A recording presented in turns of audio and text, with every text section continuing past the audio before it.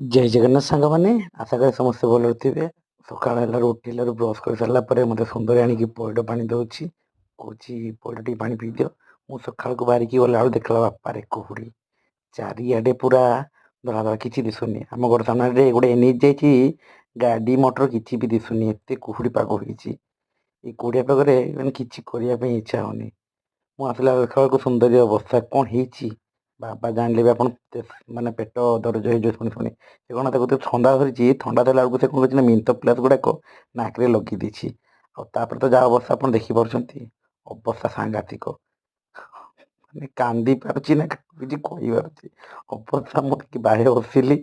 ତାପରେ ଆଜି ଆମେ ଲଞ୍ଚରେ ଖାଇଲେ କାନିକା, କମ୍ବଳ ଭଜା, ଆଉ ହେଇଥିଲା ବାଇଗଣ ଭଜା, ତା ସହିତ ହେଇଥିଲା ଆମର ବଡ଼ି ଭଜା, ତା ସହିତ ହେଇଥିଲା ଖଟା ଆଉ ସିମେଇ ହେଇଥିଲା ଆଜି।